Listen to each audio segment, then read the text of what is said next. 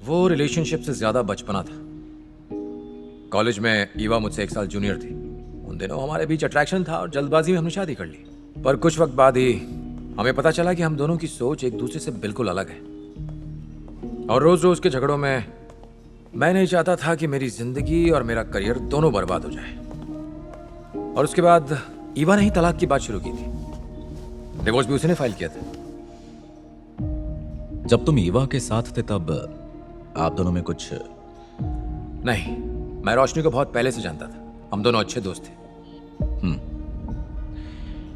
क्या तुम्हारे ईवा के साथ कुछ और प्रॉब्लम्स थे? अगर सच कहूं तो अपना एक प्रोडक्शन हाउस स्टार्ट करने के लिए मैंने ईवा से कुछ पैसे उधार लिए थे। और उन पैसों को अरेंज करने के लिए मुझे ईवा के जेवर और जमीन गिरवी रखनी पड़ी थी। जब हम अलग हुए तो उसने कहा कि उसे वो सारे पैसे तुरंत वापस चाहिए। अब इतने सारे पैसे मैं एक साथ कहां से अरेंज करता? मेरा बिजनेस पूरी तरह से ठप हो चुका था। उधार के वो पैसे कितने होंगे? वो होंगे तकरीबन 2.5 करोड़। हाँ, 2.5 करोड़। फिर रोशनी के पापा मतलब मेरे ससुर जी ने मुझे पैसे दिए और इस तरह मामला सेटल किया। तलाक के बाद तुमने ईवा के साथ कोई संबंध नहीं रखा? नहीं, हाल ही में हमारे कॉमन फ्रेंड ने मुझे बताया कि वो किसी अध्यात्म की राह पर चल पड़ी है। पता नहीं, मैंने तो उससे कुछ पूछा नहीं। दर्शन, तुम और ईवा शादी के बाद कहाँ रहा करते थे? जनरल हॉस्पिटल के पीछे एक बस्ती है, वहां एक मनीष मेंशन है, उसके पहले माले पे। अच्छा, thanks for your time mister Darshan. Thank you. वैसे सर, क्या मैं जान सकता हूं आप ये सारे सवाल क्यों पूछ रहे थे? घबराओ मत, मैं तो बस यहाँ एक जनरल इंक्वायरी करने आया था। और ईवा तो वैसे भी तुम्हारे बारे में कंप्लेंट कर भी नहीं सकती, वो मर चुकी है।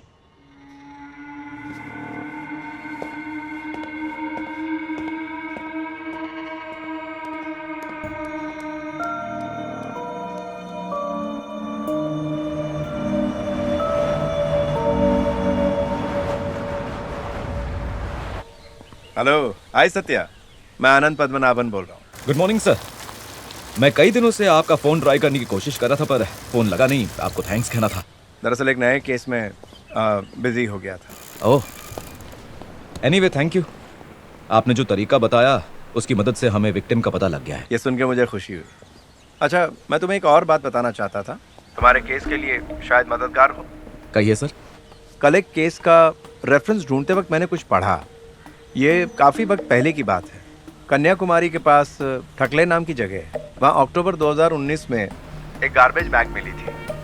ये तुम्हारे केस से बहुत मिलता जुलता है, लेकिन उस बैग के अंदर खोपड़ी नहीं थी, किसी लड़की का कटा हुआ हाथ था। सर ये तो बहुत बड़ा सुराग है। ये जगह यहाँ से ज़्यादा दूर भी नहीं है, हार्डली 60 किलोमीटर्स होगी। हाँ, मुझे भी वो जगह पता है, इसीलिए तो तुम्हें कॉल किया। सैंपल्स और रिपोर्ट्स तमिलनाडु एफएसएल में है। अगर कोर्ट के जरिए तुम ऑफिशियल अर्जी डालोगे तो बेशक वो तुम्हें दे देंगे। ठीक है sir, thank you once again. Okay Satya, मिलते हैं।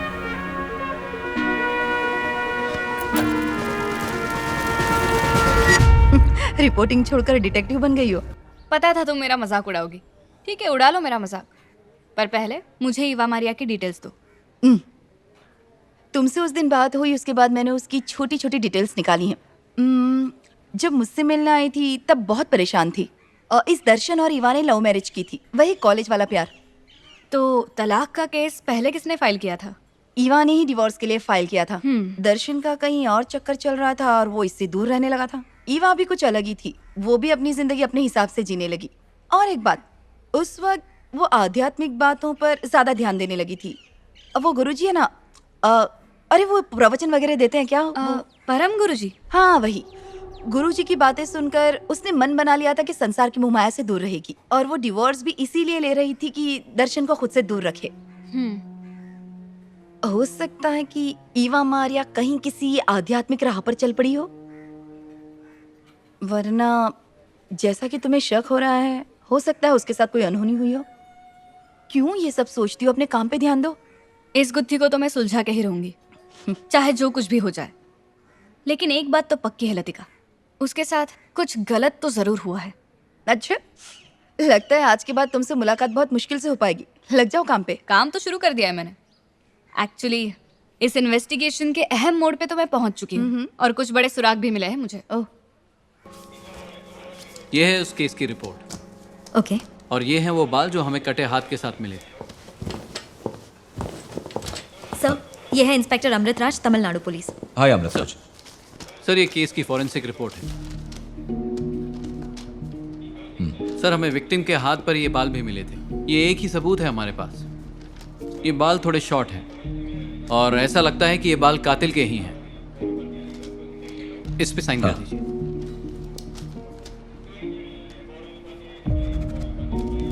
Thank you very much. Thank you sir. Sir, जैसे कि उस ऑफिसर ने कहा, ये जो बाल है उस कातिल के हो सकते हैं। इसका मतलब जब ईवा पर हमला हुआ तो हो सकता है उसने अपने आप को बचाने की पूरी कोशिश की होगी। सही कहा, उसने बचाव करने की जरूर कोशिश की होगी। ये सुराग हमारे लिए बहुत इंपॉर्टेंट है। जैसा तुमने कहा, ये बाल खूनी के हो सकते हैं। अब उसकी ये छोटी सी गलती उसे बहुत महंगी पड़ेगी।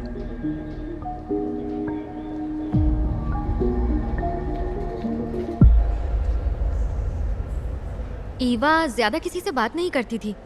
वो मेरी ही टीम में थी और सिर्फ मुझसे काम की ही बात करती थी, इसलिए उसके बारे में मैं ज्यादा कुछ नहीं जानती। तुम्हें याद है फातिमा, उससे आखिरी बार कब और कहाँ मिली थी? जब उसने जॉब छोड़ा उसके एक दिन पहले। एक्चुअली वो काफी पहले से ये जॉब छोड़ना चाहती थी, इस्तीफा भी दे दिया था, लेकिन उसका नोटिस पीरियड खत्म हो उससे पहले ही वो जॉब छोड़कर चली गई थी। जाते वक्त किसी से बात तक नहीं की उसने। क्या तुमने उसके बाद कभी उसे फोन नहीं किया? मैंने कई दफा उसे फोन किया, मैसेज भी किया, पर उसका कोई रिप्लाई नहीं आया। यहाँ पास में ही सखी नाम का विमेन हॉस्टल है। ईवा उन दिनों वहीं पर रहती थी।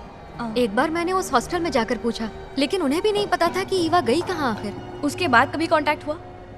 उसके बाद कब किया था? हाँ, मैंने उसे मैसेज करके अपनी शादी का इनविटेशन कार्ड भेजा था। ओह, तब तो रिप्लाई किया होगा। हाँ, रिप्लाई आया। क्या रिप्लाई किया उसने? कंग्रेचुलेशंस कहा, किसी सफर पर निकली हूँ, शादी में नहीं आ पाऊंगी, सॉरी, बस इतना ही लिखा था। जब मैंने पूछा कि तुम कहाँ हो तो उसने रिप्लाई ही नहीं किया। ये इनविटेशन तुमने उसे कब भेजा था? मेरी शादी हुई थी जनवरी 2020 में, तो मैंने कार्ड भेजा होगा दिसंबर 2019 के दूसरे या तीसरे हफ्ते में। ओके। क्या तुम प्लीज मुझे ईवा का नंबर फॉरवर्ड कर दोगी? हाँ, क्यों नहीं। Thank you. Thank you. चले। बाय।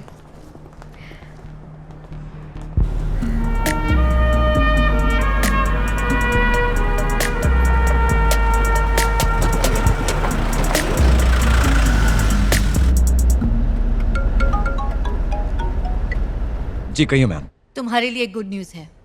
तालाब के पास जो हमें खोपड़ी मिली थी और कटा हुआ हाथ जो अभी मिला है, वो एक ही इंसान का है, ईवा मारिया का। मेरा अंदाजा बिल्कुल सही था मैम। अगर हम उन बालों की भी जांच करवा लें तो... नहीं, अभी नहीं। सस्पेक्ट्स को शॉर्टलिस्ट करने के बाद ही बालों की जांच करेंगे, तब तक वो होल्ड पर रखो। लेकिन मैम वो... ओके सत्या, बाद में बात करते हैं। हेलो।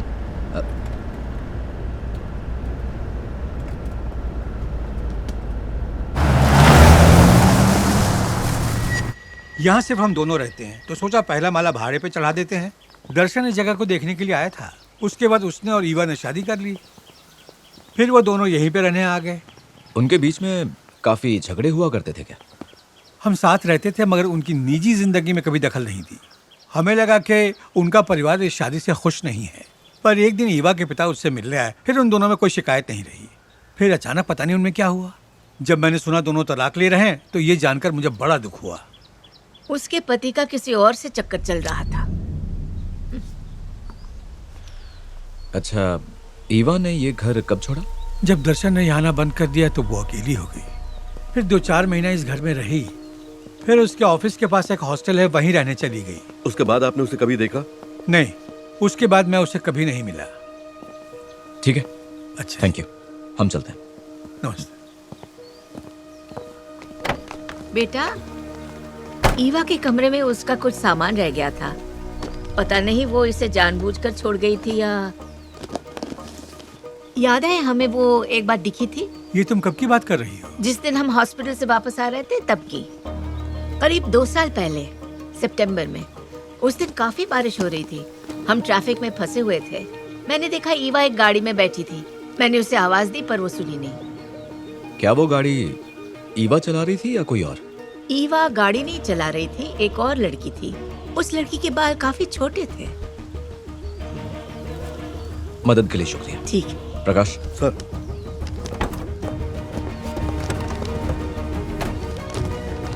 प्रकाश, हमें फोरेंसिक लैब जाना होगा तो इसी वक्त।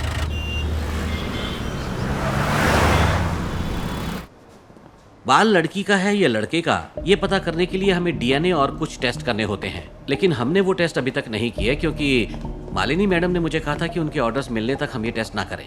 अगर आप उनकी तरफ से ऑर्डर देते हैं तो मैं कर दूंगा। तो शुरू कीजिए। ठीक है।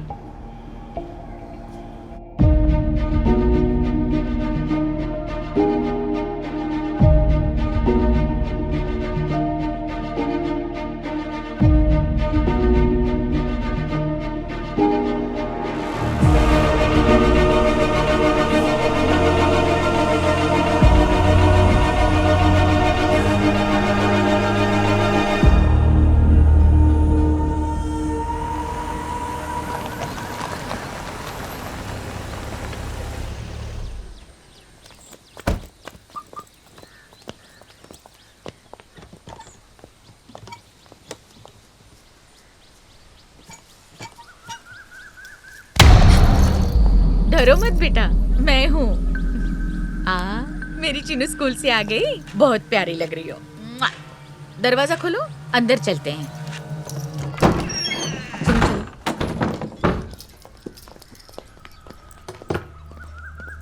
घर तो काफी अच्छा है तुम्हारा। मैं यहाँ परम गुरुजी के प्रवचन के लिए आई थी, तो सोचा तुम दोनों से मिल लूं। मैं तुम्हारे हॉस्टल गई थी तुमसे मिलने। उन्होंने कहा कि तुम यहाँ रहती हो, तो इसलिए यहाँ चली आई। एक्चुअली हमें कुछ जरूरी काम से बाहर जाना है। बस 10 मिनट, मुझे तुमसे बात करके कुछ जरूरी फैसले लेने हैं। अगर चीनू की कस्टडी के बारे में है तो उसका फैसला कोर्ट करेगी।